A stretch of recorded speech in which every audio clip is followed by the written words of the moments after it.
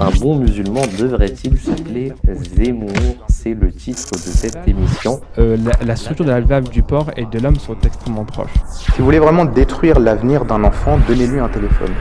Le plus tôt possible.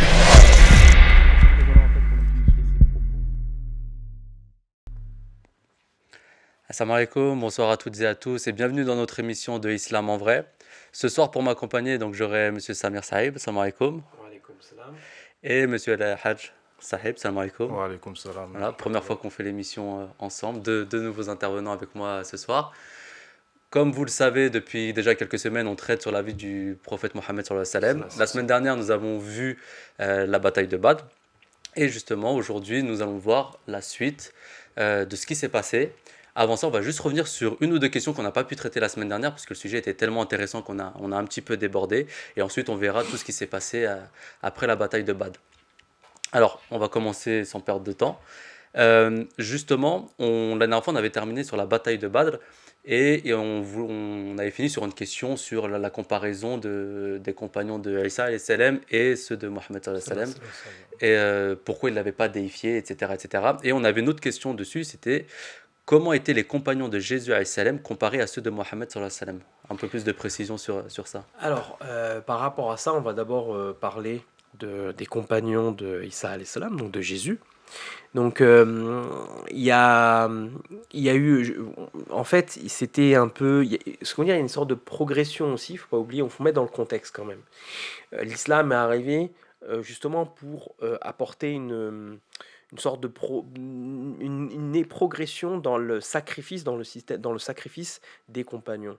Et on le voit à travers quoi? On le voit à travers lorsque Isa alayhi salam, juste avant qu'il allait être condamné et pour être crucifié, on voit déjà l'histoire de Judas. Hein. Judas, c'est extrêmement connu. On voit bien que dans l'histoire de Saint Paul salam, il n'y a pas eu ce genre de trahison, qu'il avait baisé la main de Jésus alayhi salam pour dire voilà, c'est bien lui. Donc ça c'est quelque chose d'extrêmement grave et indéniable que c'était quand même grave. Mais au-delà de ça, attention, par contre, les compagnons de Isa alayhi salam, la majorité avaient des bonnes intentions, ils étaient des gens sincères, mais voilà, ils avaient... qu'est-ce qui s'est passé en fait? Il y avait ce qu'on appelle les 11, donc les 11 personnes, les 11 apôtres a priori, ou les gens qui qui suivaient Isa alayhi salam. Et bien, déjà, dans un premier temps, avant qu'il savait qu'il allait être condamné, il a prié fermement Dieu, il a demandé de l'aide, et il s'est réveillé, il attendait justement à pouvoir être accompagné, ou en tout cas pouvoir parler, échanger ou prier avec ses compagnons, et il s'est trouvé qu'il s'était endormi.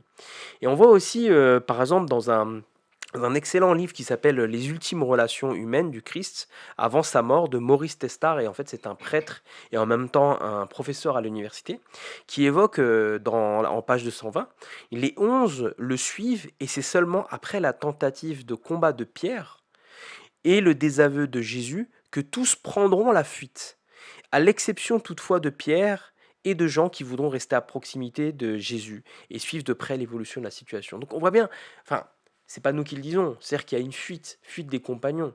Donc c'est quand même, on est loin, enfin, c'est vraiment une réaction qui était qui était différente par rapport aux compagnons du Saint-Prophète sallam, où justement, on a parlé de la guerre de Badr, et ben à ce moment-là, on voit par exemple que les Ansar qui étaient, qui accompagnaient le Saint-Prophète sallam dans la bataille, disaient justement, on avait un pacte qui, je me rappelle plus du nom de ce pacte-là, qui disait oui, on protège le Saint-Prophète sallam que à l'intérieur, mais c'était avant qu'ils deviennent musulmans. Et donc, quand ils sont, le Saint-Prophète sallam, il a dit bon vous me protégez pas à l'extérieur. Et là, il a dit attendez, il y a un des compagnons qui disait ô messager d'Allah, nous ne sommes pas comme les disciples de Moïse. Au point, alayhi salam, au point de te dire va te battre avec ton Seigneur. Nous restons ici, te dire va te battre avec ton Seigneur, et nous restons ici. Au contraire, nous affirmons que vous pouvez aller où vous voulez. Nous sommes avec vous et nous combattrons à votre droite, à votre gauche, et devant et derrière. Donc vraiment, c'est-à-dire que quoi qu'il arrive, on sera là, on sera présent et on combattra. Et alors, donc, et c'est ce qui s'est passé de toute façon, quand on regarde bien dans l'histoire, il n'y a aucun compagnon, enfin, il y a très peu de compagnons, si on regarde sur la masse, parce qu'on n'est pas du tout sur le même nombre déjà, parce que Isa alayhi salam, il était quoi, une dizaine, quinzaine, ils pouvaient pas, mais ils ont pas du tout fait preuve, enfin, ils ont fait moins preuve de fidélité, parce qu'il faut quand même rajouter les choses, parce que Pierre, comme j'ai dit, il s'est battu quand même, mais on voit qu'il y a une vraie différence en termes de sacrifice et d'implication. Et c'est ce qui a fait la différence. Après, c'est pas une critique, bien évidemment. C'était des gens qui faisaient à leur niveau. Je préfère vraiment contextualiser. Les livres, je reviens quand même sur ce point-là, les livres arrivent en fonction, arrivent petit à petit de manière intelligente, parce qu'Allah connaît la nature humaine. Et en fonction de la capacité à être prêt à se sacrifier, on n'a pas le même message. Et arrivé au Saint-Coran, on était, on va dire, presque au summum de la capacité de sacrifice. D'où la différence, en fait, des sacrifices des compagnons et celle des compagnons d'Isa alayhi salam. Tout en gardant, voilà, c'est la mesure, il faut quand même que, à leur niveau, ils avaient quand même fait beaucoup. Ils ont fait ce qu'ils pouvaient Voilà, à ils leur ont fait ce qu'ils ont niveau, et fait. après... Exactement. Donc voilà, il faut vraiment quand même bien relativiser. Nos frères chrétiens, on n'est pas là pour critiquer, pour dire oui, nous on est meilleurs que. Non, non, non. C'est une complétude, c'est une logique d'évolution entre guillemets. Et nous, on est là pour clarifier. Et le Coran est là pour clarifier aussi. Et il clarifie bien évidemment l'histoire d'Isa alayhi salam et bien sûr l'histoire du saint Mohammed sallallahu alayhi wa sallam. Voilà. Ceci étant dit, ce qu'il est important de préciser Bien sûr. dans ce cas-là, c'est que le mot comparaison n'est pas correct. On ne devrait pas utiliser le mot comparaison, mais plutôt une présentation de ce que les évangiles, ce que les chrétiens, ce que les textes bibliques disent concernant les disciples de Jésus. C'est un fait, c'est ce qui est dans leurs écrits. Mais en tant que musulman, ça fait partie de la foi musulmane de croire en tous les prophètes. Un musulman qui ne croirait pas en certains prophètes ne remplirait pas tous les articles de la foi. Nous disons nous ne faisons aucune distinction entre les prophètes. On a la ferme conviction que tous les prophètes ont mené à bien leur mission. Ils étaient tous envoyés par le même Dieu. Ils étaient tous sincèrement dévoués à leur cause et ils ont tous eu aussi plus ou moins de suivants pour les aider dans leur cause. Et nous, on a la ferme conviction, et ça on l'a appris à travers le Saint-Coran, à travers les explications du Saint-Prophète, sallam, que les disciples de tous les prophètes étaient sincères et qu'ils ont offert des sacrifices, tous, sans exception. Et c'est aussi une notion, un des rôles aussi du Saint-Coran et du Saint-Prophète sallam, qu'il est venu avec la vérité, wa sadaqa al-mursalin, et il a aussi réhabilité tous les messagers d'Allah.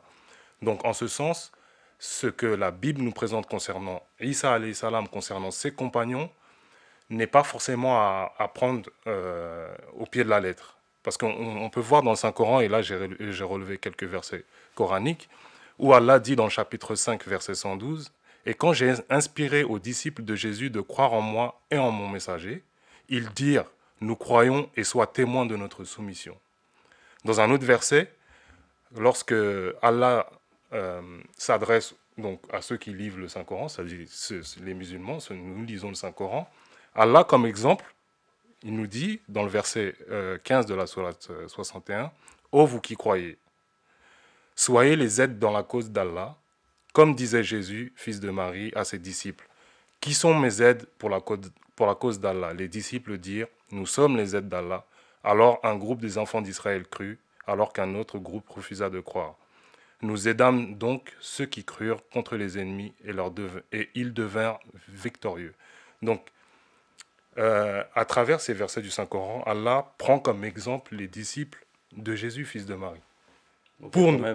Donc, cela prouve que la présentation qui est faite dans la Bible de ces disciples, on peut assurément dire qu'elle n'est pas correcte, en fait. Parce que ce qui ressort, là, on ne va pas citer tous les versets qui parlent de leur situation. Ce qui remonte, en fait, c'est la couardise, la fainéantise et même la trahison. Or, Allah les prend comme exemple pour nous, croyants musulmans, que nous devons devenir des aides d'Allah, des aides de son messager, tout comme les disciples de Jésus ont répondu présent à l'appel. Donc c'est aussi une intervention pour dire que ce qui est présenté concernant les apôtres de Jésus ne concerne que les écrits bibliques et non, en aucun cas, ce n'est le point de vue de l'islam. D'accord. Jazakallah, en tout cas, merci pour vos Jazakallah, précisions. merci. Justement, donc la semaine dernière, on avait vu concernant la bataille de Badr, on était arrivé à la fin et il nous manquait une question. C'était de savoir justement qu'arrivait-il aux prisonniers de guerre concernant la bataille de Badr. Alors, ce qui est arrivé, alors faut aussi mettre dans le contexte. On est en contexte, on est en contexte où les prisonniers étaient un butin, clairement. C'était, on prenait les prisonniers, ils devenaient nos esclaves. Et il y avait très peu de chances pour qu'ils soient libérés. C'était comme ça. C'était vraiment une ère de violence. Et quand je dis devenir esclave, je dis même pas de ce qui se passait, hein, parce qu'on peut même voir après, il y a eu des tortures, des choses ignobles qui étaient faites, hein, à ces prisonniers-là. Et justement, là où il y a une révolution, Là, vous parlez du contexte général en je Arabie parle à cette époque. voilà, c'est ça, je parle du contexte général en Arabie. Pas qu'en Arabie, dans Ouais. le monde, mais à cette époque, vraiment. C'est-à-dire que ce soit Avant en la Inde, Révolution. en Europe, etc., ça a été vraiment la violence, hein, c'est une certitude. Par contre, justement, là où le Saint-Prophète a ramené une révolution, il a ramené une révolution dans le traitement des prisonniers.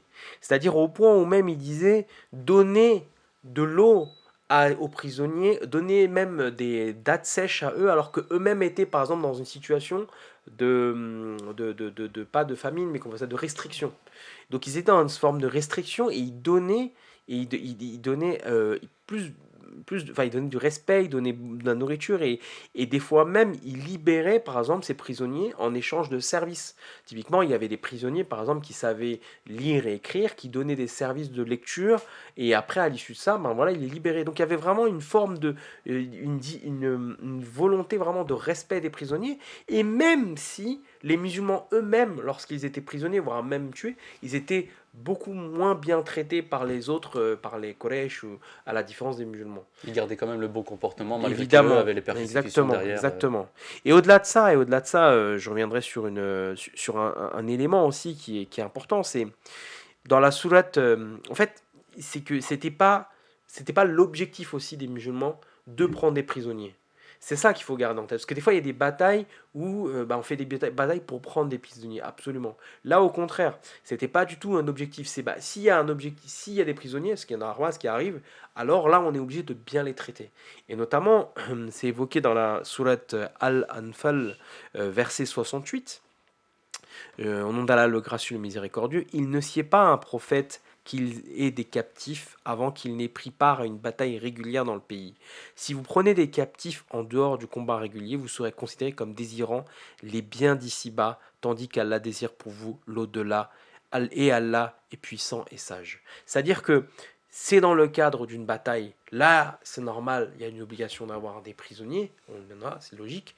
Par contre, on n'attrape pas des prisonniers pour le plaisir parce que ça veut dire que ça devient un objet de désir et donc ça veut dire qu'on désire ce monde-là. Parce que clairement, c'était ça en fait quand on captait des prisonniers, donc des esclaves. Donc on n'était vraiment pas du tout dans cette philosophie-là.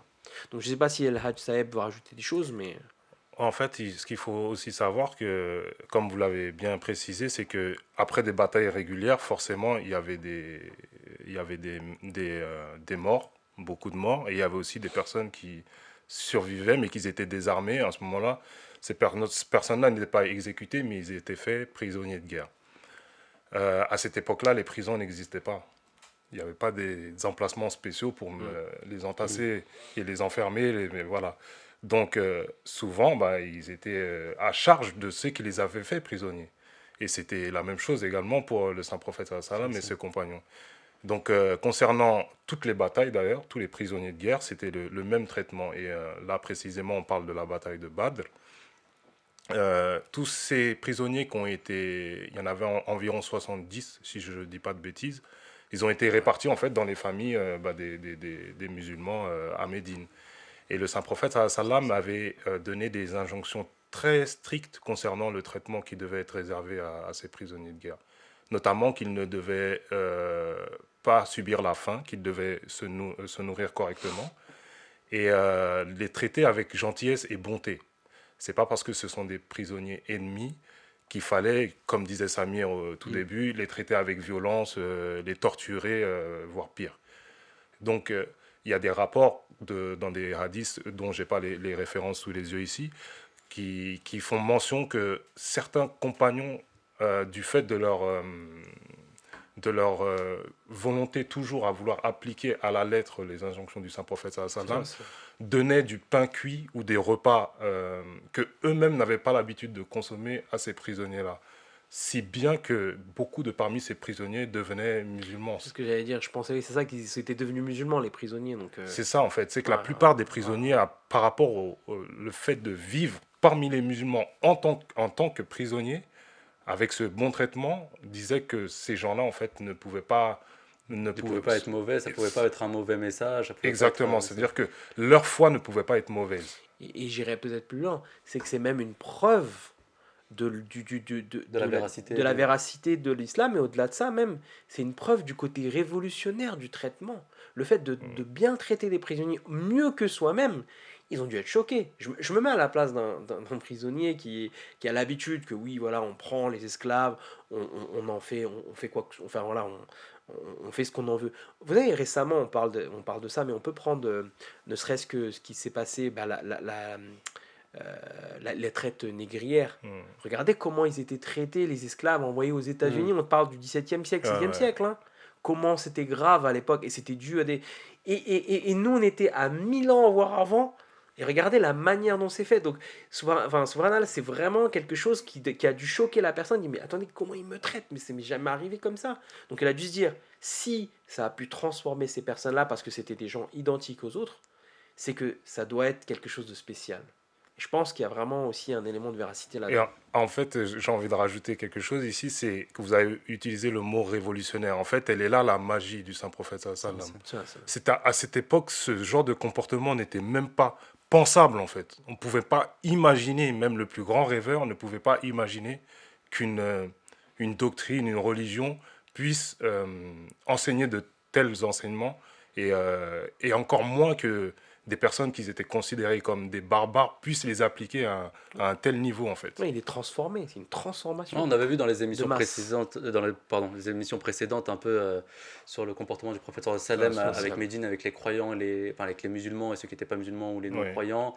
Et on avait vu aussi le compagnon Abouba qui avait libéré Bilal, etc. Aussi, c'était quelque chose d'assez surprenant, etc. Donc on avait vu ça aussi dans les émissions précédentes, et c'était quelque chose qui était très intéressant. Et justement, quand cette bataille donc est finie, donc on a vu concernant les prisonniers de guerre, donc le prophète sallam et tous les compagnons retournent un peu à Médine. Qu'est-ce qui s'est passé justement après cette bataille pour le prophète Mohammed sallam avec les Juifs de Médine? En fait, ce qui s'est passé en fait au retour de cette victoire, en fait, qui était inespérée, en fait, les gens qui étaient contre les musulmans, c'est-à-dire les Qurayshites, les hypocrites également de Médine, pensaient que après cette bataille, 313 contre des milliers de soldats mécois, forcément, ils allaient être mis en déroute, et voire même le Saint-Prophète sallam serait tué, et puis ce serait la fin de l'islam naissant. Et cette victoire, comme on la connaît, a eu un tel impact sur l'opinion des gens, sur l'esprit des gens, que les personnes qui nourrissaient une inimitié cachée jusqu'à présent, notamment les tribus juives de Médine, étaient encore plus contrariées en fait de cette victoire. Donc après le retour du Saint-Prophète sallam et des compagnons survivants de la bataille de Badr, la jalousie en fait des tribus juives, des Juifs de Médine, a été manifestée de plus en plus manifeste, en fait. Il n'était pas rare que ouvertement ces Juifs critiquaient le Saint-Prophète sallam en disant que qu'il a réussi à vaincre quelques Qurayshites. Cela ne veut pas dire que qu'il est un bon guerrier pour autant, que s'il s'enorgueillit de cette victoire, qu'il nous affronte. confronte, nous, Ouais. en fait, nous, les tribus juives de Médine, et il verra ce qu'est un véritable guerrier sur le Puis je champ de pensais bataille. supérieur aux soldats Quraysh. Et exactement, en fait. Mais en fait, la motivation de toutes ces choses-là n'était autre que en fait, leur animosité qu'ils nourrissaient secrètement envers l'islam, et envers le saint prophète, sallam, et envers ses compagnons.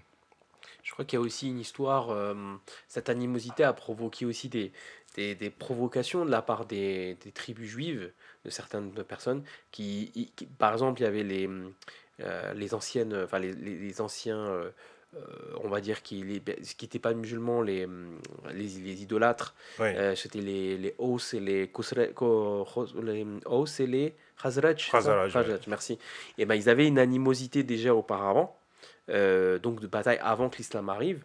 Et il y avait, par exemple, il y avait un juif qui est arrivé qui a dit, mais vous parlez entre vous, vous êtes de l'amour, mais vous vous rappelez que vous étiez ennemis avant? Il provoquait un petit peu et qui connaissait l'histoire. Et après, ça a créé des tensions. À un moment donné, Saint Sam est arrivé, il a dit, non, il faut stopper ça. Il a remis les choses au clair. Et en fait, c'était des provocations. C'est une des provocations. Il y avait encore d'autres provocations aussi. et ça a été... la situation a dégénéré à un tel point qu'ils ourdissaient même des complots qui visaient à assassiner le saint prophète, sallallahu alayhi wa sallam. Et on a des récits qui montrent à quel point c'était tendu, en fait, c'était risqué pour le saint prophète sallam à Médine après cette victoire.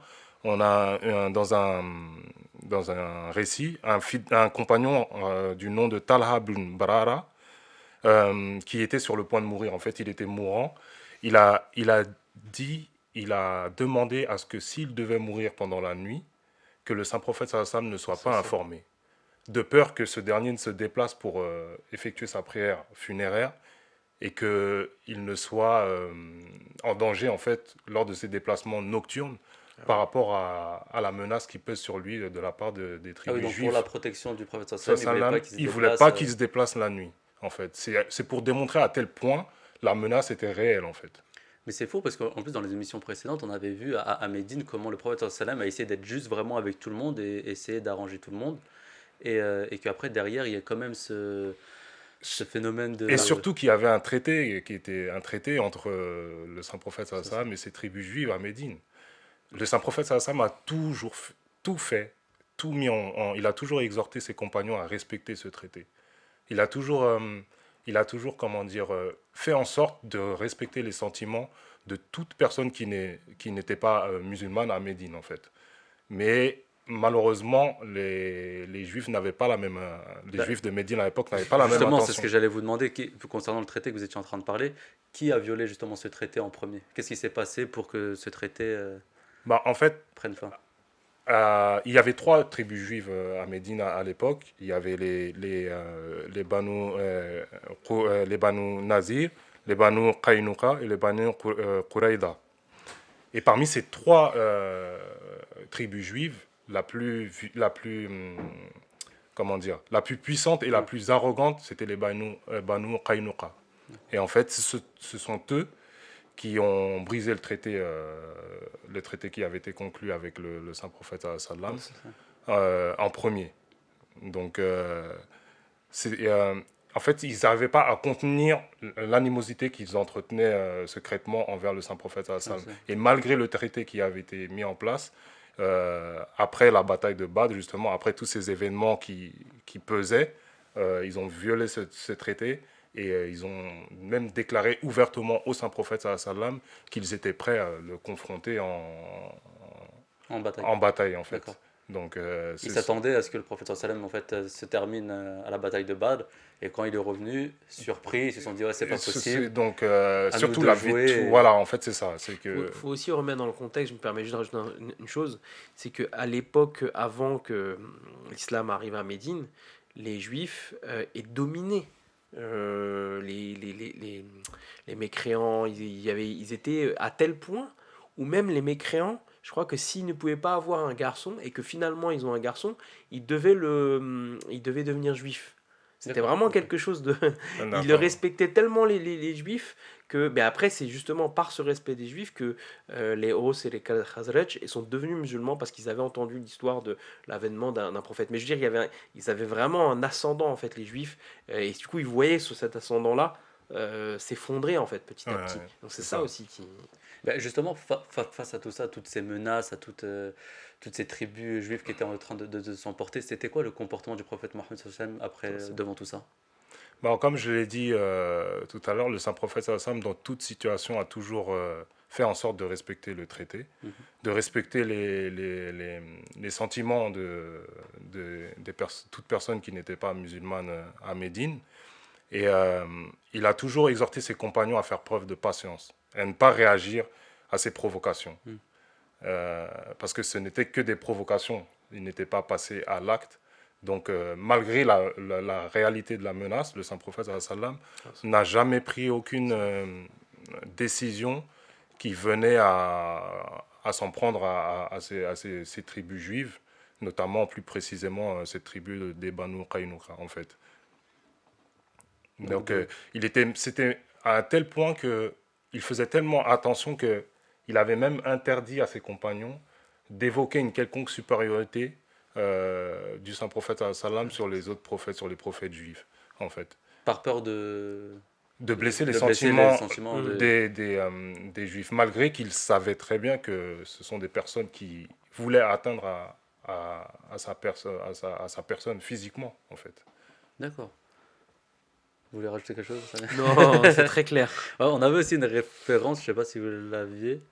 C'était une référence sur le site de Muslim, comme quoi il n'est pas de ton ressort de parler de la supériorité des messagers de Dieu, comme vous avez dit, les uns par rapport aux autres. Le saint prophète sallallahu alayhi wa sallam mentionna ensuite une supériorité partielle de Moïse et il consola le juif. Comme vous avez dit, justement, pour que la référence, et pour éviter de blesser, c'est fou de se dire que même si le prophète Mohammed sallallahu alayhi wa sallam était quelqu'un envoyé pour toute l'humanité, pour ne pas blesser ne serait-ce que peut-être certains juifs qui étaient avec lui, essayer de quand même rester juste et toujours avoir des propos assez humbles pour faire en sorte que justement il n'y ait pas d'animosité entre les deux. Mais justement, il y a quand même une guerre, enfin une bataille qui s'est faite entre les deux tribus. Comment ça a commencé justement? Ouais, en fait, bah, justement, à force de chercher la confrontation, les Juifs ont réussi à l'obtenir. Mais il faut expliquer comment cela s'est passé, en fait. C'est que ces tensions, en fait, continuaient à Médine, hein, malgré les interventions pacifiques, comment dire, dans le but de pacifier les échanges entre les Juifs et les musulmans. Malgré tous ces efforts, les Juifs continuaient en fait dans leur provocation. Et c'est un événement qui a déclenché, en fait, qui a mis le feu aux poudres. C'était une femme musulmane qui avait été faire des achats dans une boutique d'un juif. Et elle a été prise à partie par plusieurs personnes, plusieurs hommes. Et cet incident a fait en sorte que la femme a eu une partie de ses vêtements arrachés. En fait, la partie basse de son corps s'était retrouvée découverte. Et un musulman qui passait par là est intervenu. À l'issue de cet incident, il y a eu 2 morts, en fait, un juif et un musulman. Et donc, forcément, cela a créé une grosse animosité. Une grosse ambiance, si on peut dire, par rapport et à rajouter tout ça aux tensions qui existaient déjà à Médine. Et malgré cela, le saint prophète sallallahu alayhi wa sallam a convoqué les chefs de la tribu de Qaynuqa pour leur dire qu'ils devaient éviter de tels comportements, en fait. Que cela ne sied pas à des croyants, en fait, de se comporter de telle manière. Malgré le fait qu'il y a eu un mort des 2 côtés, le saint prophète sallallahu alayhi wa sallam a toujours tenté de pacifier les choses et leur a dit en gros d'essayer de tempérer, en fait, le comportement des Juifs de Médine. Et c'est à l'issue de cette convocation du saint prophète sallallahu alayhi wa sallam qu'ils l'ont défié ouvertement, le saint prophète sallallahu alayhi wa sallam, en disant: « Oh Muhammad, peut-être es-tu devenu arrogant après ta victoire avec les Quraysh, à Dieu ne plaise. Si tu veux savoir, confronte-nous en une guerre régulière et tu verras qui sont les véritables guerriers. » Et le saint prophète sallallahu alayhi wa sallam, n'ayant d'autre choix que de faire face en fait à une déclaration de guerre ouverte de la part des Juifs, ils sont donc apprêtés pour cette combattre, bataille. faire cette bataille. Exactement. Et justement, est-ce que le prophète sallam, parce que déjà il y avait des règles concernant cette bataille.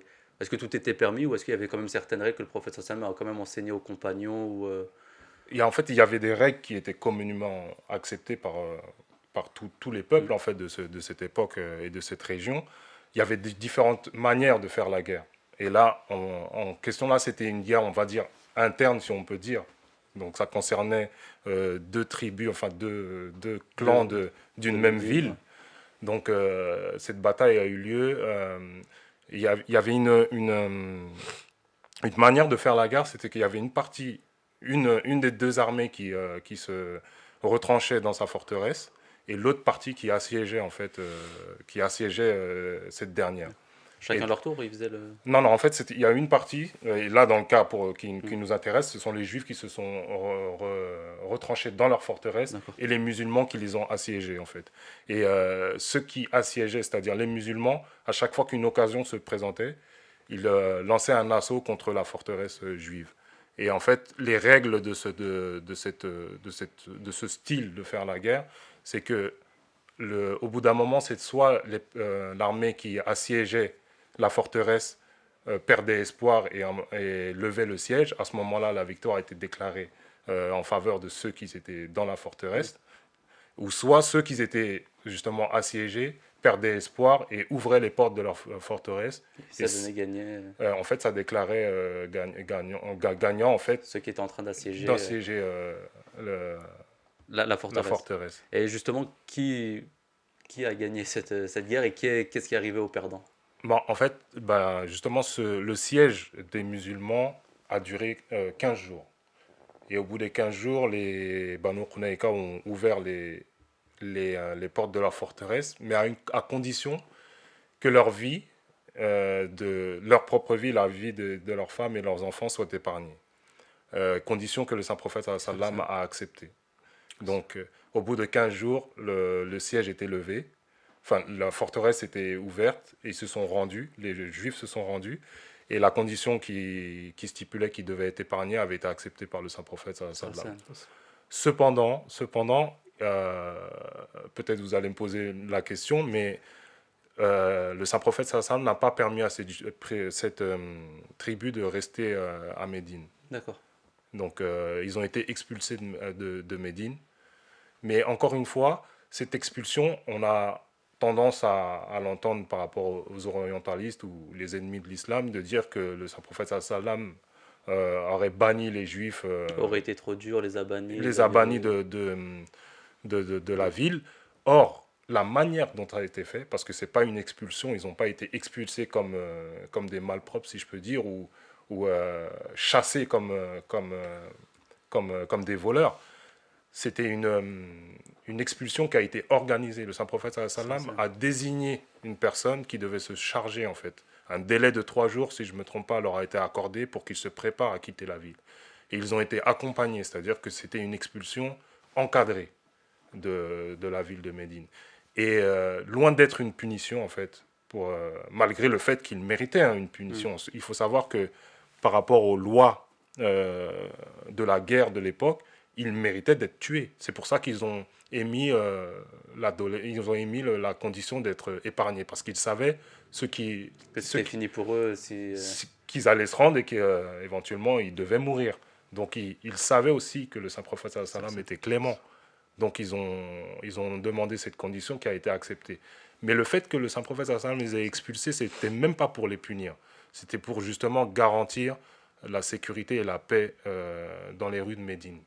Parce que si de tels individus étaient restés à Médine, en fait, la paix et la sécurité étaient toujours, c'était toujours en danger, en fait. Même si le prophète sallam avait gagné cette bataille. Rien ne les empêchait de recommencer en fait, ce qu'ils avaient fait avant la bataille, justement. Et j'aimerais juste rajouter un point, c'est que de toute façon, c'était des peuples nomades. Donc, en vérité, même partir d'une ville n'était pas forcément une vraie punition, parce que les Arabes, à l'époque, avaient l'habitude de partir, de bouger. Donc c'était pas, voilà, c'est pas, faut relativiser par rapport au mode de vie qu'il y avait en Arabie Saoudite. Surtout que, comme vous avez dit, le prophète Mohammed sallallahu alayhi wa Ça, sallam leur a ça, laissé un délai de 3 jours, Oui, le temps oui, donc oui. ça laissait de repérer, de tout préparer, etc. Exactement, oui. Et pouvoir partir. Jazakallah, en tout cas, merci beaucoup. Monsieur Samir, j'avais une question pour vous, parce que c'est vrai qu'on a Al-Hajj avait beaucoup parlé. Justement, après la bataille de Badr et concernant le conflit avec les Juifs, on sait qu'il y a eu pas mal d'expéditions qui ont été faites. Est-ce que vous pouvez un peu nous parler de toutes ces expéditions qui a donné l'ordre un peu de les faire, dans quelles raisons, enfin pour quelles raisons, pardon. Alors, faut remettre dans le contexte, on était dans le contexte où, où il y a eu la victoire de Badr par des musulmans face aux Quraysh. Et la majorité des chefs Quraysh ont été tués.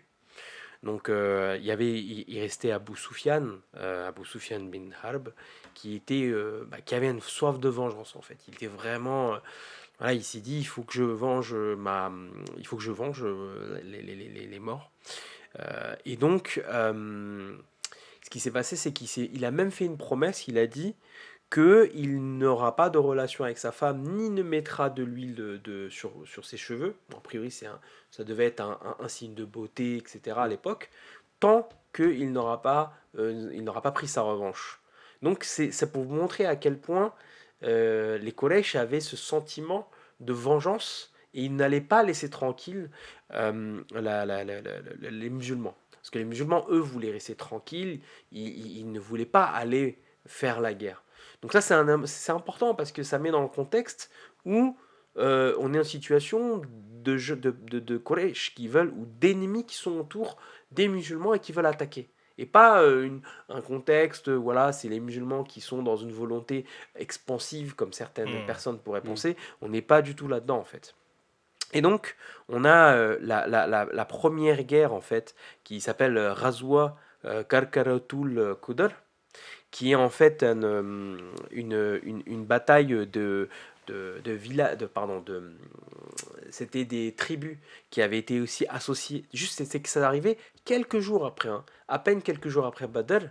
Il y avait deux tribus, alors je reviendrai sur le nom des tribus, mais qui étaient associées avec les Quraysh, et tout de suite ils ont été envoyés rapidement vers pas loin de Médine. Et donc, pour défendre, bien évidemment, parce que leur objectif, eux, c'était d'harceler. Ils étaient arrivés vers le nord de Médine, si je ne me trompe pas, et ils étaient là pour harceler, pour pouvoir attaquer. Et donc, très rapidement, comme ils ont été prévenus, ils sont venus, très rapidement, le Prophète sallam et ses compagnons sont allés à cet endroit-là, et en fait, ils ont trouvé personne, parce qu'ils étaient déjà partis. Sauf, ils avaient trouvé des animaux, je crois, des moutons, des vaches, et un jeune esclave qui s'appelait Yasser. Et en fait, il a dit, bon, ok, il le prend comme esclave. Mais en vérité, c'était pas vraiment un esclave, parce que c'était déjà un esclave, et en fait, on parlait de bon traitement tout à l'heure des musulmans. Il faut savoir que Yasser avait tellement aimé la manière dont il avait traité par le saint prophète Mohammed qu'il est devenu musulman et qu'il est resté toute sa vie en compagnie du saint prophète Mohammed. Donc ça concrétise vraiment ce qu'on a dit tout à l'heure. Juste, c'était un exemple, mais c'était très important aussi pour montrer que c'était pas dans une volonté expansionniste. Donc c'était vraiment un cas concret. Donc ça, c'est la première guerre qui est arrivée, qui était très rapide après Badr. Après, il y a une deuxième guerre qui s'appelle Ghazwa of Swawick, qui est arrivée à la même année. Et donc, ce qui s'est passé, c'est que Abu Sufyan, il a essayé il voulait attaquer. Donc, il a essayé de se mettre en alliance avec un premier chef de la tribu des Baïnou Nadir, des Baïnou juifs. Et il a refusé, un des premiers chefs. Alors, je vous donner le nom, si j'ai pas... en tout cas, un des premiers avait refusé. Donc, il a après demandé à un deuxième de s'adosser avec lui. Donc, il a accepté. Et c'était une traîtrise. Alors que ils avaient signé, les Bani Nadir avaient signé un traité de non-agression. Et donc, ils se sont associés avec ces juifs-là. Ils sont partis à une région qui était à quelques kilomètres de Médine, donc ça s'appelle Arid. Et donc, quand ils sont arrivés, ils ont vu quelques moutons, animaux et compagnie. Et ils ont vu aussi des Ansar qui les ont tués. Ils sont venus rapidement, ils les ont tués. Et ils ont brûlé aussi des maisons. Ils sont vraiment venus pour agresser, en fait. Ils sont même pas venus pour... voilà, ils sont venus vraiment pour agresser. Mais quand très rapidement le Saint-Paul est arrivé, il a su ça, il est intervenu. Sauf qu'en fait, pourquoi on appelle cette guerre Ghazwa of Sawik? Ça veut dire en fait, Sawik c'est blé d'orge. Et en fait, Abu Sufyan est parti tellement vite qu'il a laissé tomber ses blés d'orge pour aller plus vite. Donc c'est aussi une petite anecdote, c'est ça en fait. C'est la petite anecdote. D'où le nom d'orge en fait. Sawik ça veut dire blé d'orge, de l'orge, je crois, c'est ça, de l'orge. Donc du coup, mais un sac d'orge. Donc en fait, mais ce qui est important de garder en tête, c'est que ce n'est pas venu de la volonté des musulmans, ce sont des ennemis du saint prophète Mohammed sallallahu alayhi wa sallam qui sont venus et qui les ont attaqués, qui ont attaqué les musulmans. Et donc, mais pourquoi, après on peut dire, pourquoi est-ce que ils étaient toujours là, ils étaient dans la défense, mais souvent même ils étaient en anticipation, hein, attention, parce qu'ils avaient, parce que Saint était un bon stratège, et en fait il arrivait à avoir toujours un système d'intelligence pour pouvoir repérer les ennemis avant qu'ils attaquent, sauf pour Sawik, mais ils ont dû partir rapidement. Donc voilà, ça c'est les différentes expéditions, on va dire, après la fameuse bataille qui va arriver, la bataille de Uhud. Mais justement, à quoi ils ont servi exactement toutes ces expéditions? Ah mais clairement, c'était pour se venger. C'était Abu Sufyan, il voulait se venger, tout simplement. Il a dit, hein, il était dernier. Et ça l'avait un peu, entre guillemets, soulagé d'avoir pu toucher les musulmans. Mais c'était purement de la vengeance de la part des Quraysh et des autres villages, parce qu'en fait ils étaient arrivés aussi des autres tribus, il avait aussi fait en sorte de s'allier avec des autres villages pour pouvoir combattre les musulmans, parce que c'était un coup à leur fierté. Comment c'est possible que 300 musulmans Badr ont pu battre je ne sais combien de Quraysh super bien équipés? Ça avait vraiment pris un coup sur l'honneur de ces chefs, son honneur. Donc forcément après, ils avaient une soif de vengeance, mais à tel point, il arrivait par rapport à l'histoire que je vous ai évoquée. Donc c'est pour ça que je me demandais, est-ce que toutes ces expéditions, elles étaient uniquement à but punitif? Justement, en fait, ce que Samir a expliqué ici, en fait, c'est qu'il faut comprendre que après la bataille de Badr, Abu Sufyan, pour essayer de redorer son blason, parce que la plupart des chefs de la Mecque avaient été tués, il a créé des alliances secrètes en fait avec des différentes tribus, même des tribus avec lesquelles les musulmans avaient un traité, que ces tribus-là ne devaient pas ni combattre les musulmans, ni aider quelqu'un à les combattre. C'est ce que Samir Saïb a dit tout à l'heure. Mais Abu Sufyan a réussi à convaincre plusieurs tribus comme ça, et il faisait des alliances secrètes dans le but de constituer une autre armée puissante pour combattre les musulmans. Mais le Saint-Prophète, comme Samir l'a dit, était un fin stratège. Et il avait aussi des informateurs. C'est-à-dire que toujours dans le but de se défendre, il organisait des expéditions pour contrecarrer justement toutes ces alliances qu'ils étaient en train de s'embriquer les unes avec les autres, pour justement casser cette dynamique de pouvoir restaurer une armée et combattre les musulmans. Le Saint-Prophète sallam envoyait des hommes pour justement, soit à but d'informer, soit de dissuader ces différentes tribus de passer à l'action. Et la confrontation, malheureusement, avait souvent lieu parce que ces personnes-là avaient un but précis, c'était justement de tuer le Saint-Prophète sallam. Donc, toutes ces expéditions-là, contrairement à ce que les orientalistes veulent nous faire croire, ce ne sont pas des razzias, en fait. Ce sont vraiment dans le but de protéger le prophète, de protéger l'islam, surtout. C'est clair. Après, c'est un terme péjoratif. Razia, Ouais, Razoua, ça c'est fait exprès, exactement. ça c'est pour... Et oui, j'ai pas évoqué, mais en fait, les deux tribus qui étaient alliées avec Abu Sufyan, enfin avec les Quraysh, c'était Banu Sulaym et Banu Ratafan. Et aussi l'alliance qui avait lieu avec le juif, enfin c'était un chef juif qui s'appelait Salam bin Mashkam des Banu Nadir. Je ne vais pas préciser, mais au moins voilà le nom de la personne enfin le chef avec qui s'était associé euh, Abu Sufyan. Abu Sufyan. Et justement, comment ces expéditions, en fait, elles ont été perçues à l'époque par les différents partis impliqués? Bah, clairement, par les parties impliquées, côté musulman, c'était une agression. Mm. Donc il fallait se défendre en permanence. Je sais pas si vous imaginez, c'était quand même une bataille qui était extrêmement rude, la bataille de Badr. Il fallait qu'ils se reposent. Même pas, ils ont pu se reposer quelques jours après. Le fameux village le fameux tribu que j'ai évoqué tout à l'heure, ont tout de suite attaqué. Donc c'était très dur. C'était un moment extrêmement difficile. En plus, on avait aussi l'instabilité, vous avez évoqué par rapport enfin bref, il fallait aussi maintenir la ville et en même temps protéger les musulmans. C'était très difficile pour les musulmans. Donc ils étaient en permanence. En fait, pour les musulmans aussi, c'était un devoir et un sacrifice en fait. Mais de protection pour la paix.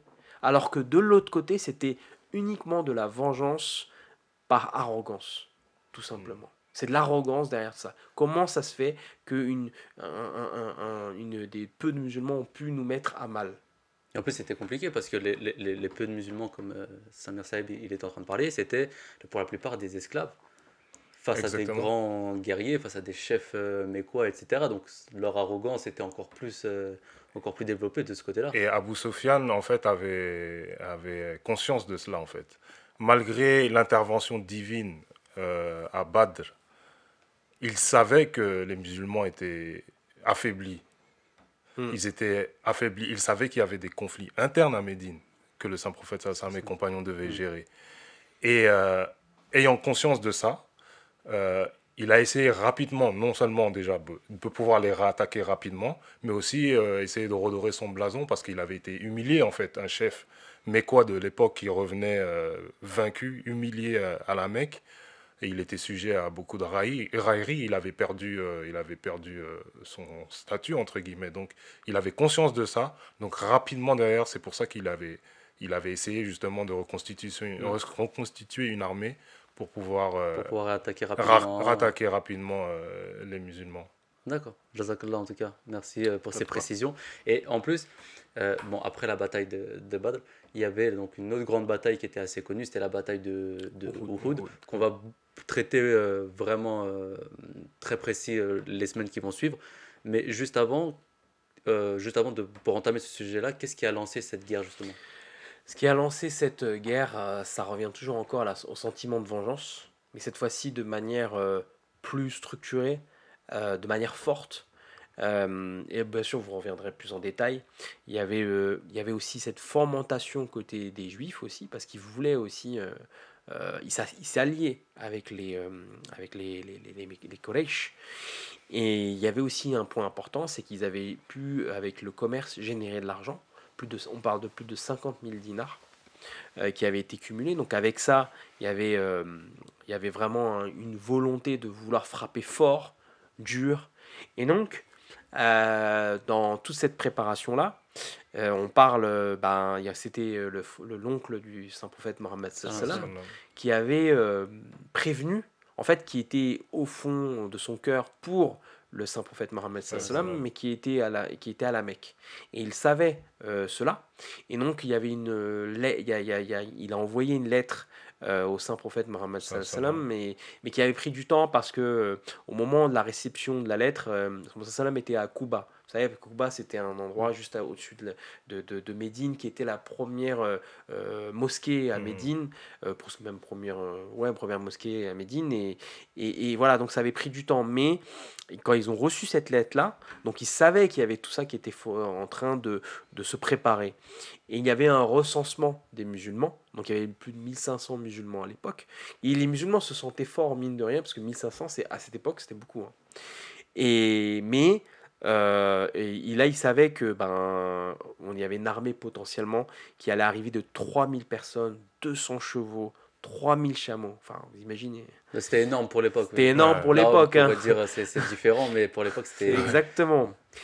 Et ce qui s'est passé, c'est qu'en fait, et après vous allez aller plus en détail, c'est que bien sûr, il fallait qu'il se structure, qu'il prépare. Donc on est toujours encore dans la guerre défensive, hein. Attention, c'est très important de mentionner ça, c'est qu'on est vraiment dans une défense.